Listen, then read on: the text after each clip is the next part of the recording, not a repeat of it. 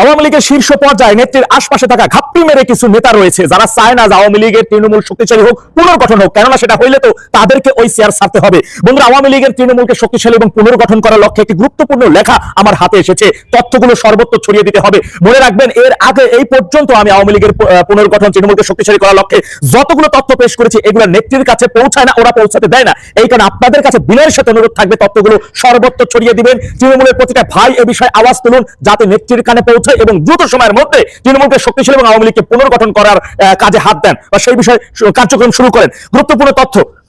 নতুন চারা গজিয়ে বড় হচ্ছে, কিন্তু সঠিক পরিচর্যার অভাবে গাছগুলো এলোমেলো হচ্ছে। এখন দরকার সঠিক পরিচর্যা।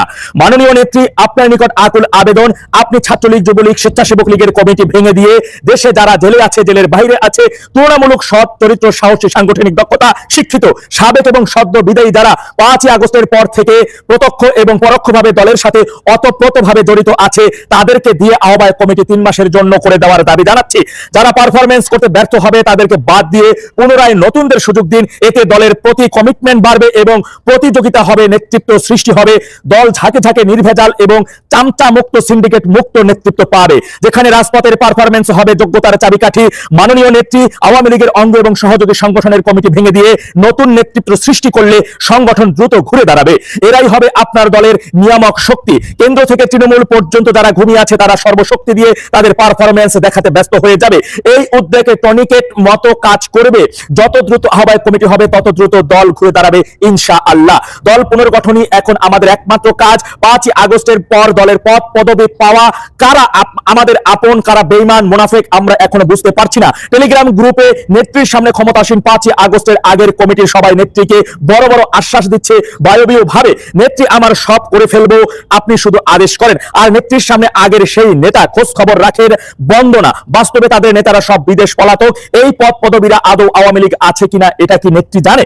আদৌ জানে না। রাজপথে পরীক্ষার জন্য সকল কমিটি ভেঙে দেওয়ার দাবি জানাচ্ছি মাননীয় সভানেত্রীর নিকট। ভাইরা, গুরুত্বপূর্ণ কোনো তথ্য ছাড়া আমি কখনো আপনাদেরকে অনুরোধ করি না, এই তথ্যগুলো ছড়িয়ে দিতে হবে। তৃণমূলের জন্য, আওয়ামী লীগকে সুসংগঠিত করার লক্ষ্যে এই তথ্যগুলো নিয়ে সর্বত্র আপনাদেরকে ছড়িয়ে দেওয়ার জন্য বিনয়ের সাথে অনুরোধ করি, শুধু আওয়ামী লীগের স্বার্থে, দেশের স্বার্থে, জনগণের স্বার্থে। আমি লেখাটি কমেন্ট বক্সে দিয়ে দেবো, সেখান থেকে চাইলে ছড়িয়ে দিতে পারেন। মনে রাখবেন, আওয়ামী লীগকে সুসংগঠিত এবং পুনর্গঠন সহ তৃণমূলকে যদি সুসংগঠিত করতে না পারি, তাহলে কিন্তু বিজয় আমাদের হবে না। এখন পর্যন্ত চূড়ান্ত বিজয়ের অনেক দূরে।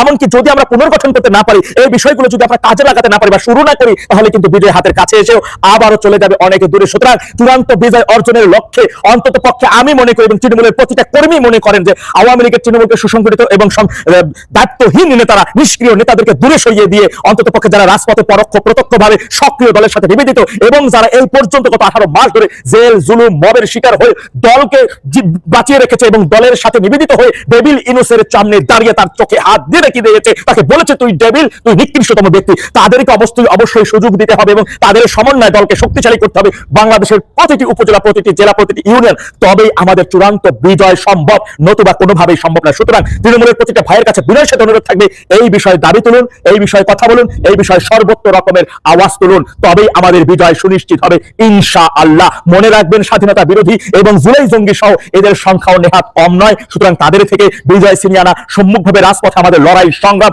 আরো অব্যাহত রাখতে এবং তীব্রতর ভাবে করতে হবে। প্রলয় সৃষ্টি করতে হলে এই বিষয়গুলো এখনই কাজ করতে হবে, তবেই চূড়ান্ত বিজয় আসবে। জয় বাংলা, জয় বঙ্গবন্ধু, বাংলাদেশ।